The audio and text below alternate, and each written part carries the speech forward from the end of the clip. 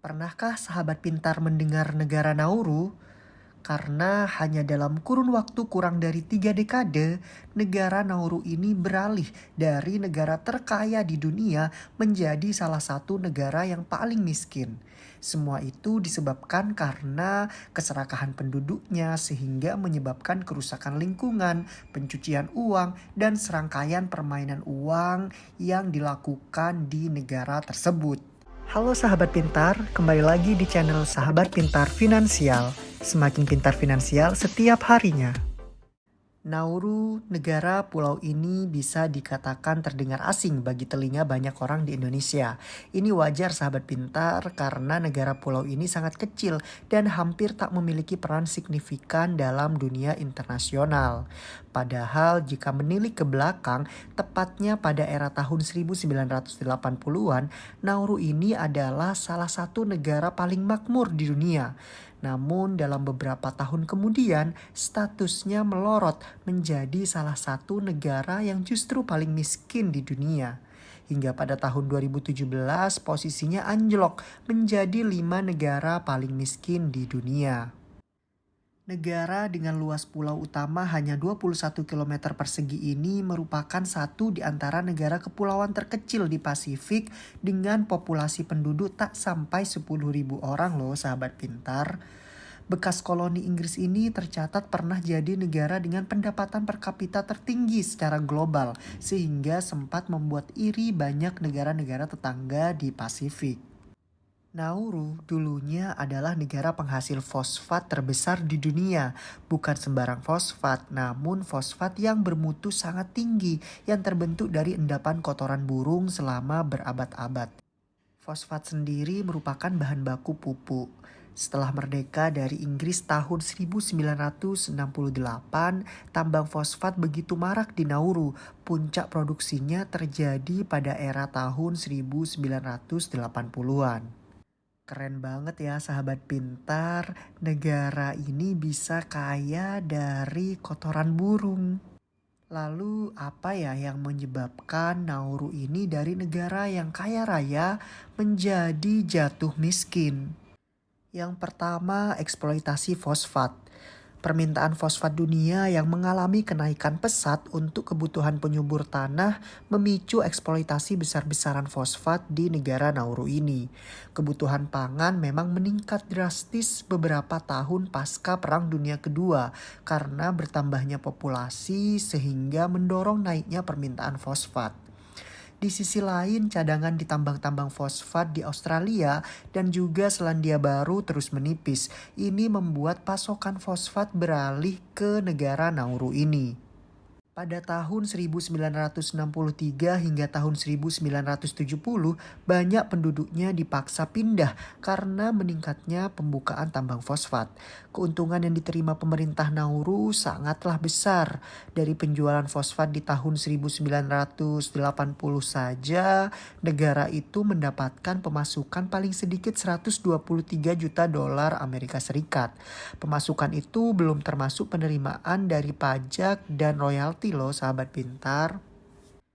Jadi dengan penduduk yang hanya sekitar 10.000 itu membuatnya sempat nangkring di posisi teratas negara dengan pendapatan per kapita tertinggi di dunia, mencapai 27.000 dolar Amerika Serikat per tahun, jauh di atas pendapatan per kapita Amerika Serikat yang di tahun 1980 hanya sebesar 12.500 dolar Amerika Serikat.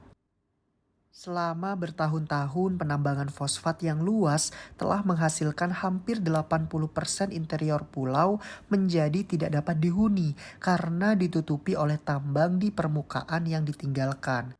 Bahkan fenomena ini digambarkan sebagai padang pasir bergerigi yang tandus, penuh dengan kanal batu, tonjolan karang, dan menara batu kapur. Akibatnya penduduk Nauru ini hanya tinggal di tepi-tepi luar pulau. Yang kedua yakni uang negara dihambur-hamburkan. Pendapatan yang besar dari fosfat mendorong pemerintah Nauru membebaskan banyak pajak dan subsidi perumahan besar-besaran. Layanan publik seperti rumah sakit, sekolah, transportasi, semua digratiskan. Selain itu, banyak pemuda Nauru dikirim ke Australia untuk berkuliah di universitas-universitas bergengsi di sana dengan biaya subsidi penuh dari pemerintah. Pejabat pemerintah juga bergaya hidup glamor. Wah, sangat luar biasa ya sahabat pintar. Namun pada awal 1990-an saat sumber fosfat mulai padam, pemerintah mencoba mencari sumber pendapatan lain dengan berbagai cara, tapi akhirnya justru bangkrut.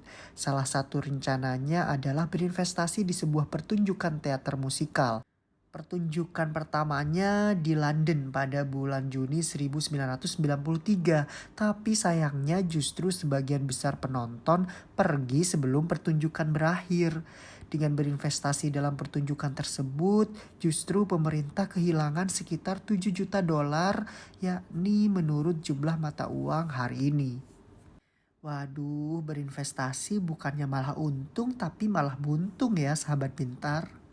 Nah, kemudian di tahun 2002, Nauru bahkan tak bisa membayar utangnya sebesar 239 juta dolar Australia karena devaluasi mata uang negeri kanguru itu.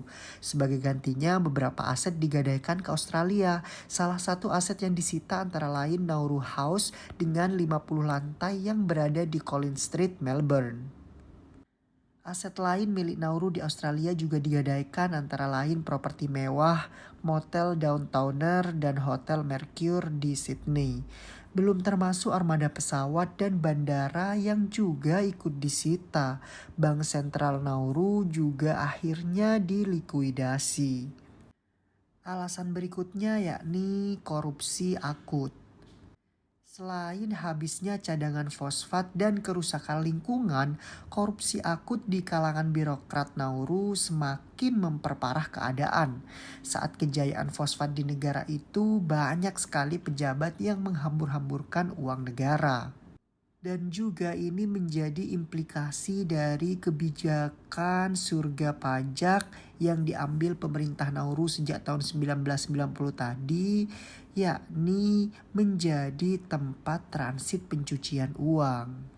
Amerika Serikat bahkan menetapkan Nauru sebagai negara tujuan pencucian uang dan menjatuhkan sanksi ekonomi untuk negara pulau tersebut karena dianggap jadi sarang bagi pendanaan aktivitas teroris Al-Qaeda. Pada tahun 2004, pemerintah Nauru mengesahkan Undang-Undang Anti Pencucian Uang dan Pendanaan Teroris serta perbankan yang bersifat offshore. Pemerintah Nauru juga menghapus beberapa perusahaan cangkang yang didirikan di wilayahnya. Hal ini dengan maksud agar kondisi di negara Nauru ini menjadi lebih baik. Namun sahabat pintar, hingga saat ini pemasukan Nauru masih bergantung pada bantuan Australia. Setiap tahun hingga 2018 kemarin, negara ini menerima bantuan sebesar sekitar 176 juta dolar Amerika Serikat dari Australia atau 2/3 dari seluruh penerimaan Nauru. Jadi hingga saat ini Nauru masih sangat bergantung dari bantuan yang diberikan oleh negara Australia. Nah, sahabat pintar, itu tadi kisah negara Nauru dari kaya raya berubah menjadi negara yang sangat miskin. Bahkan hidupnya sangat bergantung dari bantuan negara-negara lainnya. Semoga kisah ini bisa menjadi pelajaran ya buat kita supaya negara kita jangan sampai menjadi miskin bahkan bergantung dari bantuan negara-negara lainnya.